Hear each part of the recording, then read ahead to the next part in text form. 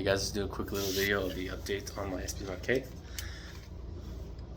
This is the butt to tip trail hook mod 2 brace on this brace, telescoping brace adapter, right?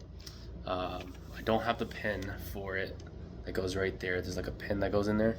I do not have that from the company or from Trailhook. I don't know why. I thought they came from either or, but they didn't give me the pin, so I don't have it.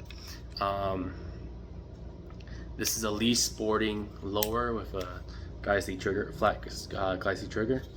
I have the monolithic UTG Pro Leaps, was it rail system and handguard, Arisaka hand stop, Leaps riser. It's a 1.57, and I got a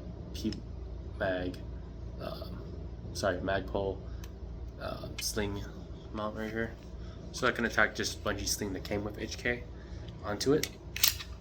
I was using these little things right here, these holes right here on this, but it was wearing, so I got an actual mount for the real system. Since I had the space, I could just hook it right there. And this is just the Trijicon RMR red dot, just the old classic one. I still got cold in this, which is super nice. And this is just the Silencer Co. Omega 9K suppressor. I had to get an adapter, so the Trilic adapter is in there now. I took off the magwell right here because after a couple hundred rounds, the screws kept getting undone. So even with the blue Loctite, so I decided just to get rid of it. And I used the lips of the magazine to help feed it in, and I haven't had much of an issue. It's not a must. You don't have to have it. The magwell, it is helpful, you know, because it's like you go blind, you can always get it in, right?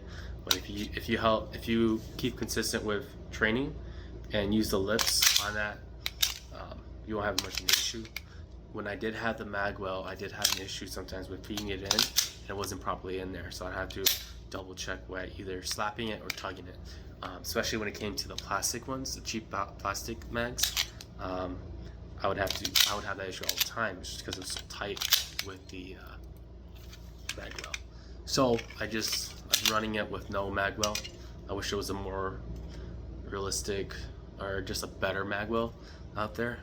From what I've seen, there's only 2 companies that really make it. Both of them aren't that good.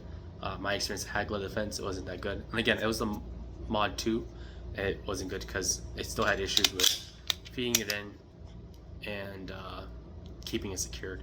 And then also there have been a couple scratches on this. You can see the scratches right on the edges right here because of that tight fit. So these are the upgrades I've had. Oh, and I got a 80-degree locking piece for the firing group. So that has been very helpful, and because it's recommended for the K model with the suppressor. But I do know there is some failure extract. Now I don't know what the reason for this failure extract is. I thought maybe it was because of the little give from the lower, just a small give, or it might be because of the it just hasn't been cleaned that well. Because I really had to clean this pretty thoroughly just to make sure I get all the grime out because of the suppressor, or even like the if it's just not used to running with the 80-degree. But the 80-degree is just to help with the suppressor, and there's supposed to be benefits with the 80-degree locking piece. So we'll take it out one more time, but then again, I don't know what the actual cause is. It just might be the little give from the Lee Sporting lower where the extractor is just off by a bit, which might be failure to extract from there. But other than that, I haven't had the issues. My friends had the issues with the extractor.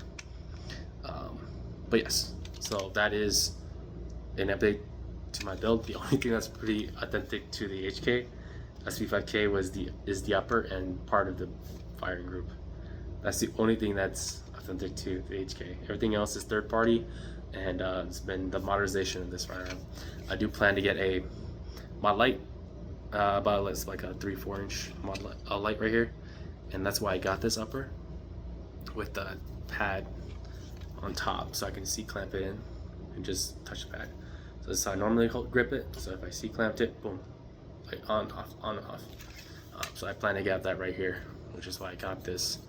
And that, you know, this has been a very interesting journey with this firearm, and in terms of also like getting it to where I want to get the modernization I want from it. So there's that. My next video will be about my gripes with this firearm. Just the accessories themselves. Every accessory has its gripes in there, so that's what the next video is about.